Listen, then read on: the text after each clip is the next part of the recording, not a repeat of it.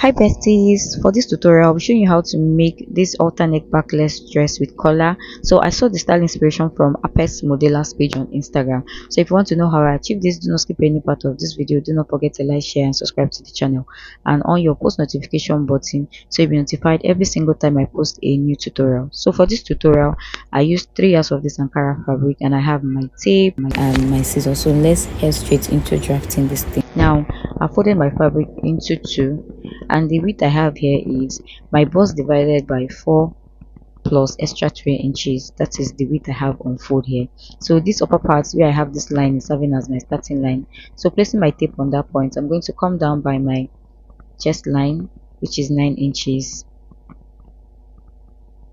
Then I'm going to take my waistline, and that is the only measurements we need for this upper part. So I'm just connecting the line. Now on this starting line, I'm going to divide my shoulder by 2 and mark. I'll come to the chest line, I'll mark the same shoulder divided by 2. I'll connect into a straight line.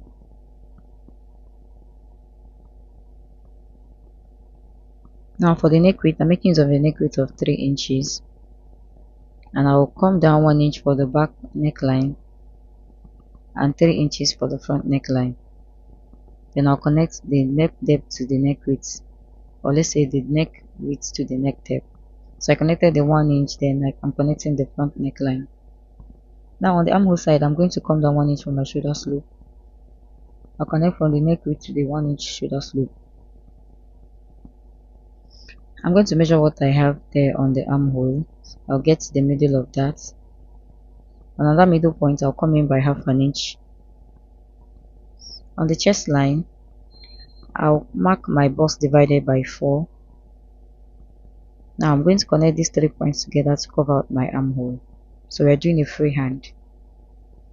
Now after that, I'm going to add 1.5 inch for my stitching allowance. On the waistline, I'll divide my round waist by 4.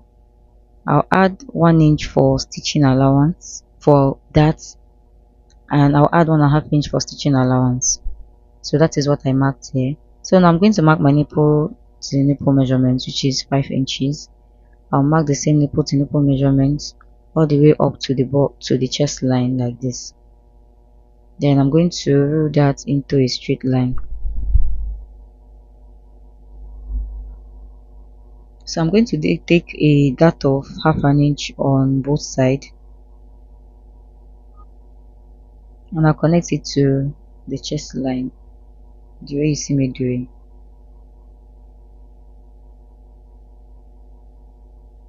And that is all. So this is an halter neck.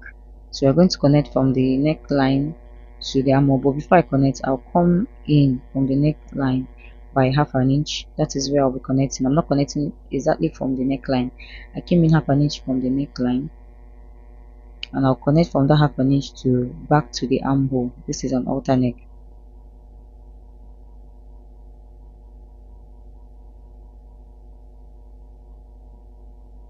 So I'll use my hand to curve it out well. So this is it.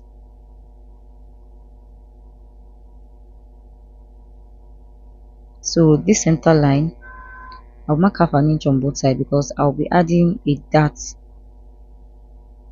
on this armhole so that it's not going to gape. When you wear it, everything will fit. If you look at mine, the armhole was sitting pretty well.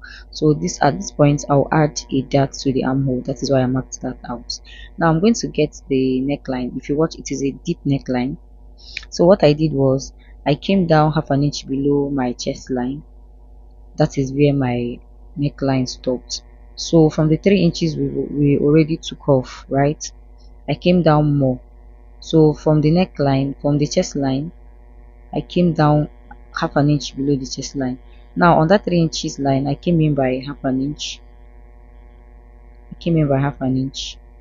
And I'll connect it to half inch below the chest line. I hope this is clear. So this is how deep I want mine to be. So I'll connect it this way, and that is all for the neckline. So my neckline is very deep. If you don't want it like that, you can come up 1 inch above your chest line, but I came down half inch below my chest line, and on this neckline area the depth we have for the front. I went in by half an inch and connected it. I hope this is clear. So I'm just cutting out all the excess we have. But before we cut out the back neckline, I'll first of all measure what I have there. I have 3.5, so this is essential for when we are going to be drafting out our collar. So after that, I'll cut off every other thing we have here. Then I'll cut off my neckline. Then I'll notch my dart and the armhole dart as well. So if I open it, do you see what we have? This is how deep my neckline is, right? So we're going to keep that aside. Now for the back, I've already folded another fabric into two and I've marked out 1 inch for my zipper allowance. So I'm just going to fold the front piece by the chest line. So the chest, this is I folded it in by the chest line. So the back is starting from the chest line. The back has no business with the upper part because this is a backless dress. I hope you guys understand. So I'll just fold it from the chest line and I'll make sure that it is touching the zipper allowance and I'll cut out. So guys, please, if you have any question, please drop your question on the comment section. If there's any part of this video that you find that you don't understand, please drop your comments on the comment section. So after doing that, I will equally notch my darts.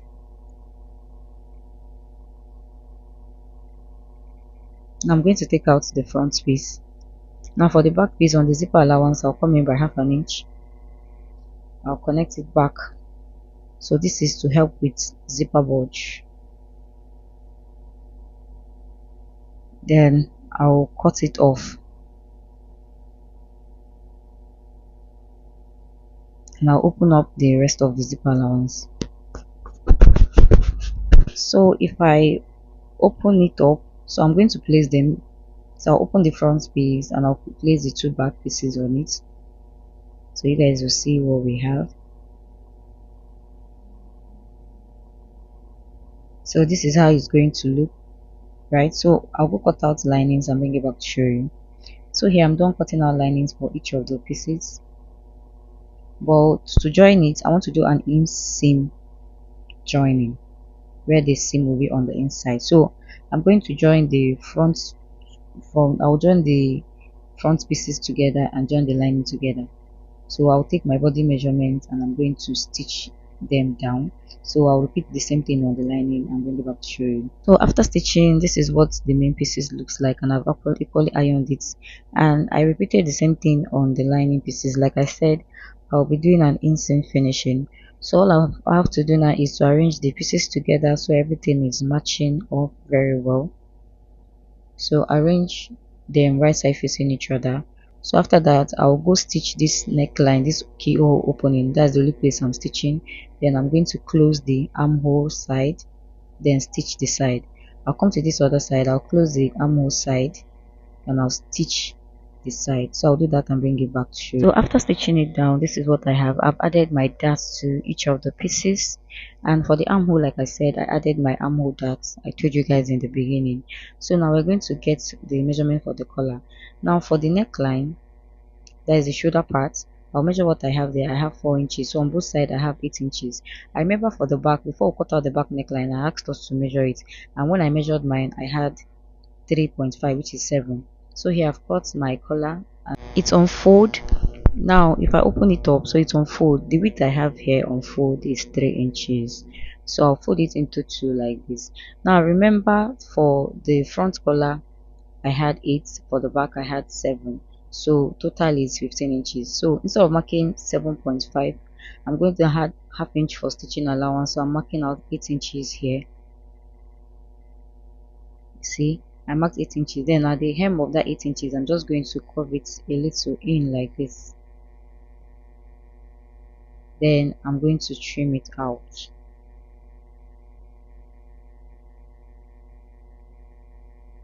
Now I'm going to open it up this way. I'll take it to the machine. I'll be stitching the side with 1/4 inch and bring it back. Now after stitching, this is what we have, and I've folded in half an inch on all sides and pressed it down. Now to join it to the upper part, right, so this is the front. To join it to the upper part, now this closed side will be at the center front. So watch, the side where we closed is where will be at the center. So we'll place the collar, we'll place the top in between the collar. So the side we close is where that is the part that will be at the center front. Just watch what I'm doing. If you don't understand what I'm saying, just watch what I'm doing. So I've placed this part in and I'm going to pin it down.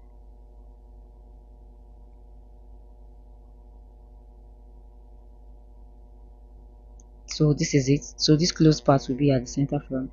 Now I'm going to turn it like this. You see how I turn it?